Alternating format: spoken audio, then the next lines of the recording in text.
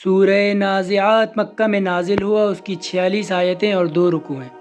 خدا کے نام سے شروع کرتا ہوں جو بڑا مہربان نہایت رحم والا ہے۔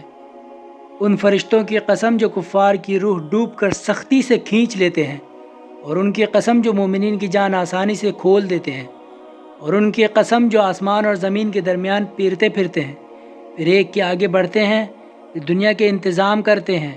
ان کی قسم کی قیامت ہو کر رہے گی، جس دن زمین کو بھونچال آ جائے گا، پھر اس کے پیچھے اور زلزلہ آئے گا۔ اس دن دلوں کو دھڑکن ہوگی اور ان کی آنکھیں ندامت سے جھکی ہوئی ہوں گی۔ کفار کہتے ہیں کہ کیا ہم الٹے پاؤں زندگی کی طرف پھر لوٹیں گے؟ کیا جب ہم کھوکھل ہڈیاں ہو جائیں گے؟ کہتے ہیں کہ یہ لوٹنا تو بڑا نقصان ہے۔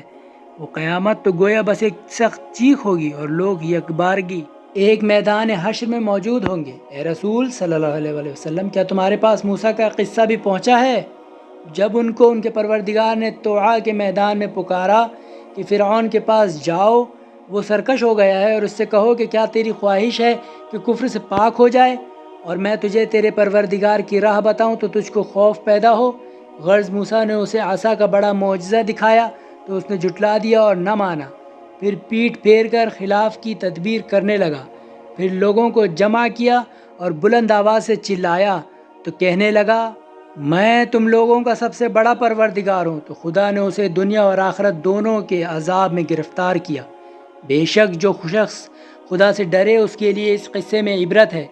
بھلا تمہارا پیدا کرنا زیادہ مشکل ہے یا اس آسمان کا کہ اسی نے اس کو بنایا، اس کی چھت کو خوب اونچا رکھا، پھر اسے درست کیا اور اس کی رات کو تاریک بنایا اور دن کو اس کی دھوپ نکالی، اور اس کے بعد زمین کو پھیلایا، اسی میں اس کا پانی اور اس کا چارہ نکالا اور پہاڑوں کو اس میں گاڑ دیا۔ یہ سب سامان تمہارے اور تمہارے چار پاؤں کے فائدے کے لیے ہے۔ تو جب بڑی سخت مصیبت موجود ہوگی، اس دن انسان اپنے کاموں کو خود یاد کرے گا اور جہنم دیکھنے والوں کے سامنے ظاہر کر دی جائے گی۔ تو جس نے دنیا میں سر اٹھایا تھا اور دنیاوی زندگی کو ترجیح دی تھی، اس کا ٹھکانہ تو یقیناً دوزخ ہے۔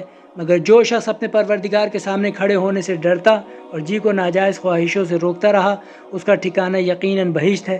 اے رسول صلی اللہ علیہ وآلہ وسلم، لوگ تم سے قیامت کے بارے میں پوچھتے ہیں کہ اس کا کہیں تھل بیڑا بھی ہے، تو تم اس کے ذکر سے کس فکر میں ہو؟ اس کے علم کی انتہا تمہارے پروردگار ہی تک ہے، تو تم بس اس سے ڈرے، اس کو ڈرانے والے ہو۔